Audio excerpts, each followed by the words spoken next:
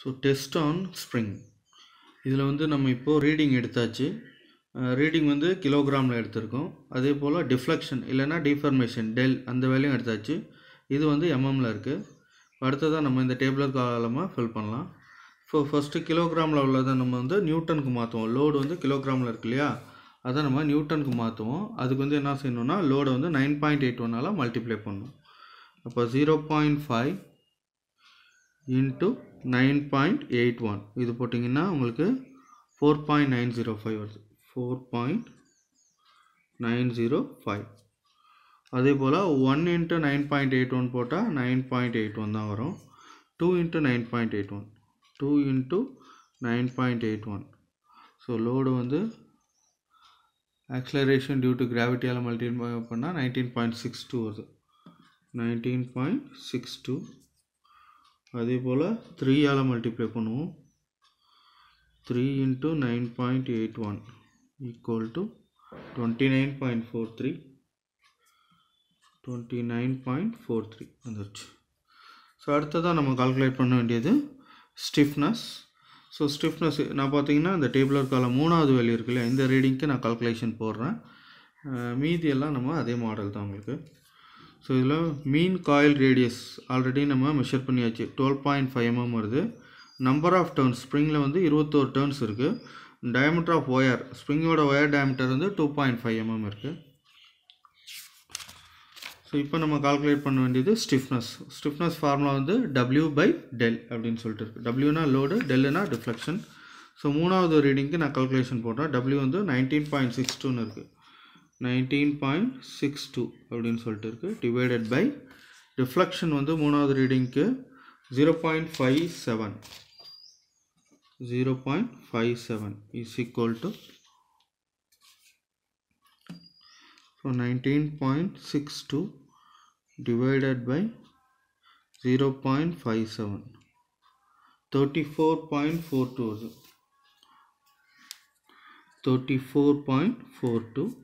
இதோட யூனிட் வந்து லோடு வந்து நியூட்டன், டிஃப்ளெக்ஷன் வந்து மில்லிமீட்டரில் இருக்குது. இப்போ நியூட்டன் பர் எம்எம் அப்படின்னு சொல்லிட்டு வரும். ஸோ இதில் எழுதிடலாம் நம்ம. ஸ்டிஃப்னஸ் வந்து 34.42 அப்படின்னு சொல்லிட்டு. அடுத்த ஸ்ட்ரெயின் எனர்ஜி கண்டுபிடிக்கலாம். ஸோ ஸ்ட்ரெயின் எனர்ஜி ஃபார்முலா வந்து W/2 இன்ட்டு டெல் அப்படின்னு சொல்லிட்டு இருக்குது. W வந்து லோடு 19.62 இன்ட்டு டிஃப்ளெக்ஷன் வந்து லோடு வந்து 19.62, டிஃப்ளெக்ஷன் 0.57 divided by 2.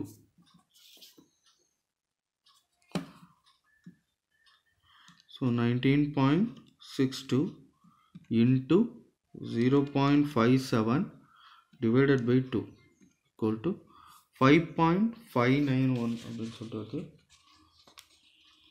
5.5917 அப்படின்னு இருக்குது. அதனால நான் இது 2ன்னு எழுதிக்கிறேன்.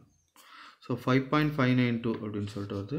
ஸோ இதோட யூனிட் பார்த்தீங்கன்னா நியூட்டன். லோடு வந்து நியூட்டன், டெல் வந்து மில்லிமீட்டர். அப்போ நியூட்டன் மில்லிமீட்டர் இதோட யூனிட் 5.592. அடுத்ததாக நம்ம வந்து மாடுலஸ் ஆஃப் ரிஜிடிட்டி கண்டுபிடிக்கலாம். மாடுலஸ் ஆஃப் ரிஜிடிட்டி வந்து 64W(r^3n) divided by del d⁴. இதான் வந்து ஃபார்முலா. ஸோ 64 இன்ட்டு W அப்புறமா நான் எழுதிக்கிறேன், r³ எழுதுகிறேன். ஆர் மீன் காயில் ரேடியஸ் வந்து 12.5. ஸோ 12.5 கியூப்னு இருக்குது. இன்ட்டு n வந்து நம்பர் ஆஃப் டர்ன்ஸ், n வந்து 21 டிவைடட் பை டெல் அப்புறமா எழுதிக்கிறேன், d⁴ எழுதுகிறேன். 2.5 பவர் 4 இன்ட்டு இதில் எது எழுதலை அப்படின்னா மேலே W எழுதலை, அதை இங்கே எழுதிக்கிறேன். டிவைடட் பை கீழே டெல் எழுதலை, இதை இங்கே எழுதிக்கிறேன். ஏன் இது போல் எழுதியிருக்கேன் அப்படின்னா இந்த வேல்யூலாம் மாறாது, அப்படியே தான் இருக்கும். ஏன்னா R, N, D இது எதுவுமே வந்து மாறாது, ஃபிக்ஸட் இந்த வேல்யூ தான். இதில் மாறக்கூடியது ஒவ்வொரு ரீடிங்க்கும் நமக்கு டபிள்யூவும் டெல்லும் மாறும். அதனால் இதை கண்டுபிடிச்சிட்டோம் அப்படின்னா இதை வந்து நம்ம அதுக்கப்புறம் கால்குலேட் பண்ணிக்கலாம். ஸோ இஸ் ஈக்குவல் டு எவ்வளோ வருது அப்படின்னு சொல்லிட்டு பார்த்தோம்னா 64 into 12.5 cube shift the x cube into 21 equal to divided by d⁴ 2.5 power 4 equal to, so 67200 into W by del அப்படின்னு சொல்லிட்டு வருது. ஸோ இப்போ நான் வந்து 67200 into W வேல்யூ வந்து 19.62 divided by del வேல்யூ வந்து 0.57. இதை நம்ம கண்டுபிடிச்சோம் அப்படின்னா into 19.62 divided by 0.57 equal to 2313094.737 அப்படின்னு சொல்லிட்டு வருது. 2313094.737 அப்படின்னு சொல்லிட்டு வருது. இது வந்து ரிஜிடிட்டி மாடுலஸ். இதோட யூனிட் வந்து நியூட்டன் பர் எம்எம் ஸ்கொயரில் இருக்கும். ஸோ இந்த வேல்யூ இங்கே எழுதிக்கலாம். 2313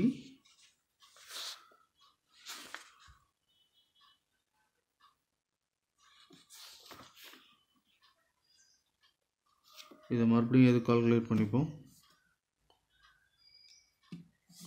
அதாவது 67200 into 19.62 divided by 0.57 equal to 2313094. இதான் வருது 2313094.737 அப்படின்னு சொல்லிட்டு வருது. ஸோ இப்போ ரிஜிடிட்டி மாடுலஸ் கண்டுபிடிச்சாச்சு. அடுத்ததாக வந்து ஷியர் ஸ்ட்ரெஸ் கண்டுபிடிக்கலாம். இதோட formula 16WR divided by pi d power 4. So 16 into R, W அப்புறமா எழுதிக்கலாம். ஆரோட வேல்யூ வந்து 12.5 divided by pi into d power 4. D வந்து ஸ்மால் d ஓட வேல்யூ 2.5 கியூப்னு இருக்குது, கியூபு இன்ட்டு இதில் நம்ம எழுதாம விட்டது W. ஸோ இதோட மதிப்பு எவ்வளோ வருது அப்படின்னு சொல்லிட்டு பார்க்கலாம். 16 into 12.5 equal to divided by pi into 2.5 cube, 2.5 cube equal to, so 4.074 into W அப்படின்னு சொல்லிட்டு வருது. ஸோ இப்போ இதில் வந்து நம்ம டபிள்யூட மதிப்பை நம்ம சப்ஸ்டியூட் பண்ணலாம். 4.074 into W வந்து load 19.62 equal to, so into 19.62 equal to 79.939 அப்படின்னு சொல்லிட்டு வருது. 79.939 இதான் வந்து ஷியர் ஸ்ட்ரெஸ். இது வந்து நியூட்டன் பர் எம்எம் ஸ்கொயரில் இருக்கும். ஸோ இப்போ இந்த ரெண்டு வேல்யூஸும் நம்ம இந்த வேல்யூஸ் ஷியர் ஸ்ட்ரெஸ்ஸும் நம்ம எடுத்து எழுதிடலாம். 79.939. ஸோ இதே போல் மீதி உள்ள 3 ரீடிங்க்கும் நீங்கள் வந்து கண்டுபிடிச்சி எழுதிடணும். ஸோ நான் ஆல்ரெடி கண்டுபிடிச்சி வச்சுருக்கேன், அதை நான் எழுதுகிறேன். இதுக்கு வந்து 32.7 வருது, 33.83 அப்படின்னு சொல்லிட்டு வருது. இதுக்கு வந்து 32.7 வருது. ஸ்ட்ரெயின் எனர்ஜி வந்து 0.368 அப்படின்னு சொல்லிட்டு வருது. இங்கே வந்து 1.422. இது வந்து 13.244 அப்படின்னு சொல்லிட்டு வருது. ரிஜிடிட்டி மாடுலஸ் ஃபஸ்ட்டு ரீடிங்க்கு இவ்வளோ வருது, செகண்ட் ரீடிங்க்கு இவ்வளோ வருது, தேர்ட் ரீடிங்க்கு இந்த வேல்யூ வருது. ஸோ அடுத்ததாக வந்து ஷியர் ஸ்ட்ரெஸ்.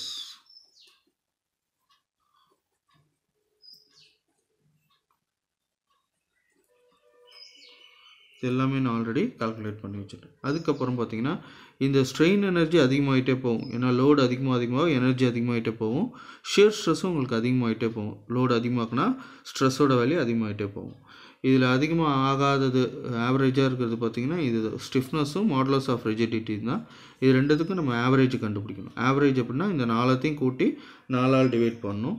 அதோட மதிப்பு என்ன வருது அப்படின்னு சொல்லிட்டு பார்த்தீங்கன்னா 33.413 அப்படின்னு சொல்லிட்டு வருது. ரிஜிடிட்டி மாடுலஸ் எவ்வளோ வருது அப்படின்னு சொல்லிட்டு பார்த்தீங்கன்னா 2245320 அப்படின்னு சொல்லிட்டு வருது உங்களுக்கு. ஸோ இது வந்து ஆவரேஜ் வேல்யூ. இந்த ஆவரேஜ் வேல்யூவை நம்ம எடுத்து எழுதணும் ரிசல்ட்டில். அதுக்கப்புறம் இதுக்கு வந்து கிராஃப் வரையலாம்.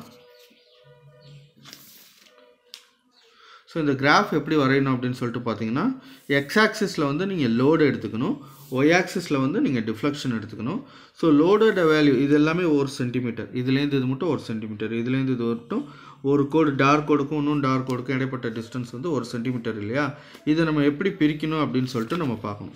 ஸோ இதில் பார்த்தீங்கன்னா லோடோட மதிப்பு வந்து மினிமம் வந்து 4 இருக்குது, மேக்ஸிமம் வந்து 29 அப்படின்னு சொல்லிட்டு இருக்குது.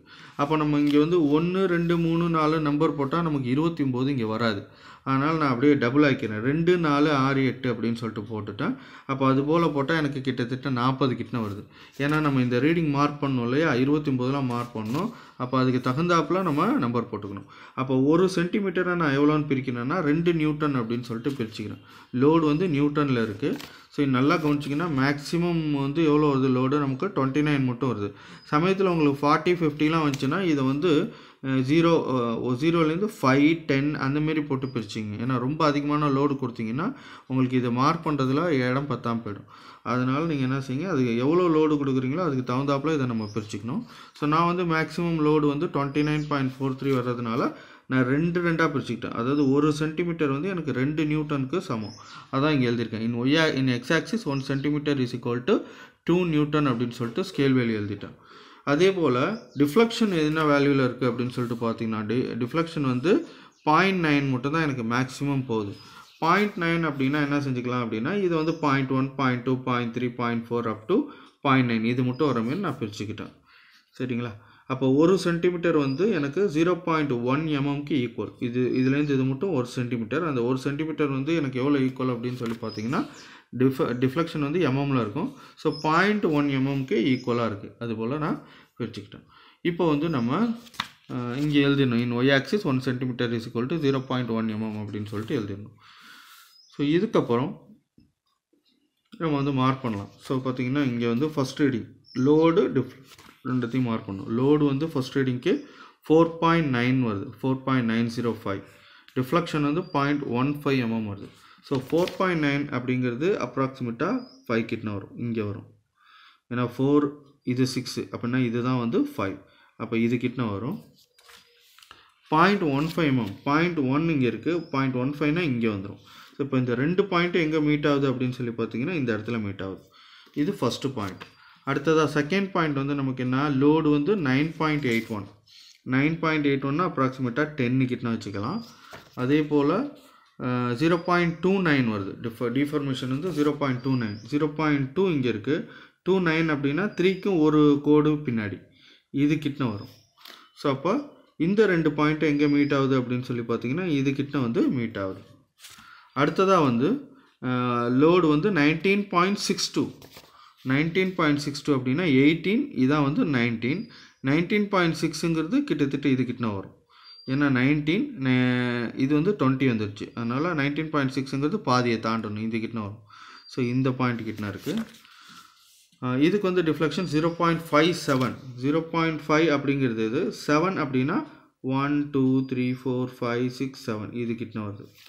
ஸோ 0.57. இந்த 2 புள்ளியும் எங்கே மீட் ஆகுது அப்படின்னு சொல்லிட்டு பாருங்கள். இந்த 2 புள்ளியும் கிட்டத்தட்ட இது கிட்ட மீட் ஆகுது. இந்த 2 புள்ளி இது கிட்ட மீட் ஆகுது. அடுத்ததாக வந்து லோடு வந்து 29.43 அப்படின்னு சொல்லி கொடுத்துருக்காங்க. ஸோ 29.43 அப்படின்னா இது வந்து 29, 28க்கும் 30க்கும் நடுவில் உள்ளது 29. 29.4 அப்படிங்கிறது கிட்டத்தட்ட இது கிட்ட வரும். சரி, இதில் வந்து டிஃபர்மேஷன் 0.9 கொடுத்துருக்காங்க. 0.9 அப்படின்னா இங்கே வந்துடும். ஸோ இந்த 2 புள்ளி எங்கே மீட் ஆகுது அப்படின்னு சொல்லிட்டு பார்த்தீங்கன்னா இது கிட்ட மீட் ஆகுது. இதுதான் வந்து 0.9. ஓகேங்களா. இப்போ இது எல்லாத்தையும் நம்ம வந்து சேர்த்தாப்பில் என்ன செய்யணும், ஸ்கேலால் ஜாயின் பண்ணணும்.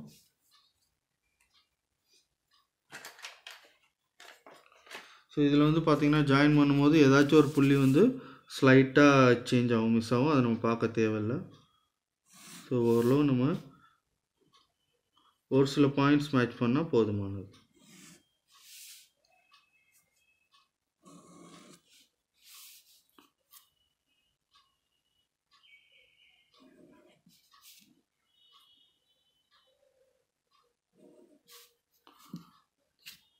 ஸோ இந்த புள்ளி மட்டும் லேசாக கொஞ்சம் டிவேட் ஆகுது. அது நம்ம ரீடிங் எடுக்கும்போது உள்ள சில எரர்ஸ்னால அது போல் மாறும். ஸோ இப்போ நம்ம கிராஃப் வரைஞ்சாச்சு. இப்போ கிராஃப்லேருந்து நம்ம என்ன செய்யணும், ஏதாச்சும் ஒரு ரீடிங் எடுக்கணும். ஸோ அதுக்கு நீங்கள் என்ன செய்யலாம், ஏதாச்சும் ஒரு இடத்துல இந்த கோட்டில் ஏதாச்சும் ஒரு இடத்துல நம்ம புள்ளி வச்சுக்கலாம். புள்ளி வச்சுட்டு அதோட ரீடிங் எடுக்கலாம். உதாரணத்துக்கு நான் இந்த இடத்துல புள்ளி வைக்கிறேன். ஸோ இந்த இடத்துல பார்த்தீங்கன்னா எக்ஸ் வேல்யூ, அதாவது இந்த இடத்துல பார்த்தீங்கன்னா 12 அப்படின்னு சொல்லிட்டு வருது. இது வந்து 0.3க்கும் 0.4க்கும் நடுவில், அதாவது அப்படின்னா 0.35 அப்படின்னு சொல்லிட்டு வரும். ஸோ அப்போ இது ஃப்ரம் கிராஃப்லேருந்து என்னென்ன ரீடிங் வருதுன்னா, ஃப்ரம் கிராஃப்லேருந்து நமக்கு வந்து இது வந்து லோடு தானே. So load W is equal to எவ்வளோ வருது, 12 நியூட்டன். 12 நியூட்டன் வருது. இதுக்கு நேராக பார்த்தீங்கன்னா 12 நியூட்டன். டிஃப்ளெக்ஷன் எவ்வளோ வருது அப்படின்னு சொல்லிட்டு பார்த்தீங்கன்னா, டிஃப்ளெக்ஷன் டெல்லு வந்து 0.3க்கும் 0.4க்கும் நடுவில், அப்படின்னா 0.35 அப்படின்னு சொல்லிட்டு வரும், mm அப்படின்னு சொல்லிட்டு வரும். ஸோ இப்போ இதை வச்சு மறுபடியும் நம்ம என்ன செய்யணும், அந்த 4 வேல்யூஸும் நம்ம கண்டுபிடிக்கணும். So from graph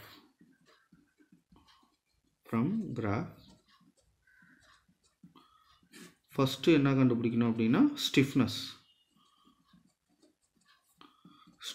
S, formula என்ன, W டிவைடட் பை டெல், இதான் வந்து ஃபார்முலா. ஸோ W நமக்கு என்ன வந்துச்சு 12, டிஃப்ளெக்ஷன் என்ன வந்துச்சு 0.35. இது சப்ஸ்டியூட் பண்ணிங்கன்னா 12 டிவைடட் பை 0.35 போட்டிங்கன்னா உங்களுக்கு 34.28 அப்படின்னு சொல்லிட்டு வருது, நியூட்டன் பர் மில்லிமீட்டர். ரெண்டாவதாக நம்ம கண்டுபிடிக்க வேண்டியது ஸ்ட்ரெயின் எனர்ஜி. ஸோ இதே ஃபார்முலா தான் நம்ம யூஸ் பண்ண போகிறோம், strain energy.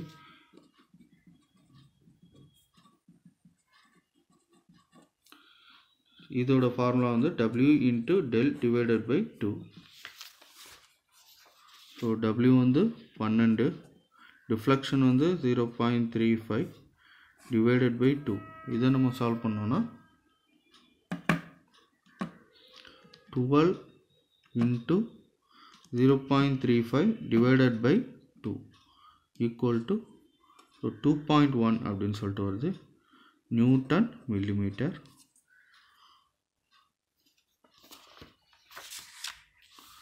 So strain energy 2.1 அப்படின்னு சொல்லிட்டு வருது. மூணாவதாக நம்ம கண்டுபிடிக்க போகிறது ரிஜிடிட்டி மாடுலஸ். அதுக்கு இதே ஃபார்முலா தான், மாடுலஸ் ஆஃப் ரிஜிடிட்டி.